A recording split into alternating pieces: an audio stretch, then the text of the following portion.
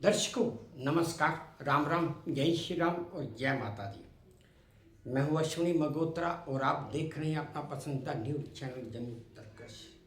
दर्शकों, आज मैं फिर एक नई जानकारी लेकर आया हूँ। जैसे हमारे भारत में जितने भी गवर्नमेंट डिपार्टमेंट्स हैं, वहाँ पर लीव का, चाहे सिक लीव हो, चाहे मैटरनिटी लीव हो, चाहे कैजुअल लीव हो, चाहे अर्न लीव हो, हर एक लीव का एक सिस्टम, एक रूल होता है। उसी तरह दुनिया भर के हर देश में एक रूल होता है। लेकिन अगर कभी मेडिकल लीव की बात आ जाए तो मेडिकल लीव का भी कोई ना कोई रूल तो होता ही है। वैसे अगर नॉर्मल बात करें तो हमारे भारत में साल की 10 दिन की मेडिकल लीव अवेलेबल यानी कि मिलती है। उससे ज़्यादा कोई स्पेशल टर्म्स एंड कंडीशंस हों या हालात हों या सर्कमस्टांसिस हों, उसके ऊपर मिल जाए तो कहा नहीं जा सकता। लेकिन फिर भी ये हालात और गवर्नमेंट के हिसाब से या डिपार्टमेंट के हिसाब से होता है। लेकिन फिर भी इसमें कुछ ना कुछ रूल्स लागू जरूर होते होंगे। लेकिन दर्शकों, आज मैं बात कर रहा हूँ एक ऐसे शख्स की, एक ऐसे टीचर की, अध्यापक की, और वो अध्यापक एक लेडी है। और ये जानकारी मेरे पास जर्मनी से आई है। वहाँ पर एक महिला अध्यापक पिछले 16 साल से सिक लीव पर चल रही है और हर महीने अपनी सैलरी का पूरा वेतन भी ले रही है। अब आप भी सोचेंगे कि ऐसा कैसे हो सकता है कि 16 साल से एक शख्स सिक लीव पर चल रहा है और हर महीने अपना वेतन भी पूरा ले रहा है। ये कैसा हो सकता है? It is not possible. अब हमारे भारतवर्ष में मैक्सिमम काम हाथों से किया जाता है, लेकिन बाहर की कंट्रीज में मैक्सिमम काम कंप्यूटर के द्वारा किया जाता है, कंप्यूटराइज्ड होता है। तो दरअसल ये सारी गलती वहाँ जो ऑफिस था उसके कंप्यूटर सिस्टम में कोई खामी आ गई और उसकी वजह से ये चीज़ नज़र में ही नहीं आई। और अब इस समय ये स्थिति, ये मुद्दा वहाँ पूरी जर्मनी में एक चर्चा का विषय बन चुका है।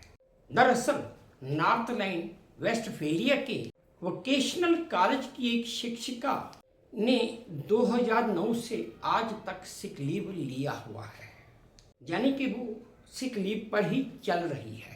और जर्मनी के कानून के अनुसार शिक्षकों को, अध्यापकों को लोक सेवक माना जाता है, जिससे उन्हें अनिश्चित काल के लिए सिक लीव पर होने के बावजूद भी वेतन प्राप्ति का विशेष अधिकार मिल जाता है।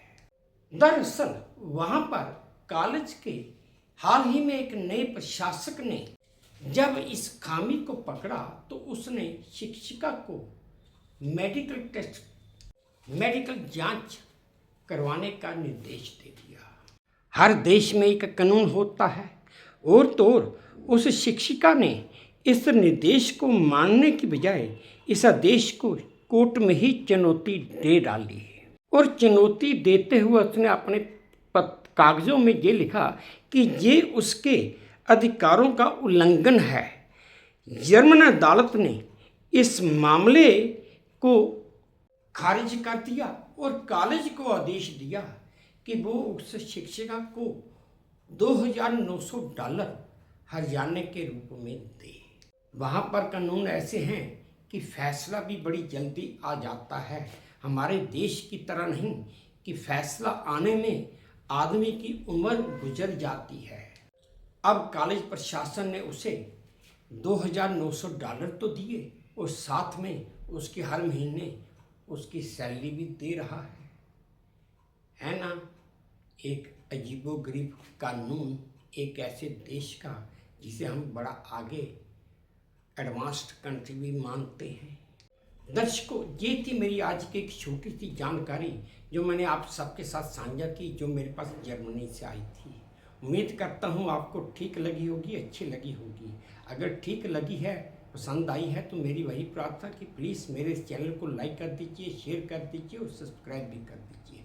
और हाँ, अपने कमेंट्स मेरे कमेंट बॉक्स में ज़रूर डालिए ताकि मैं उन्हें भी ध्यान से पढ़ सकूँ।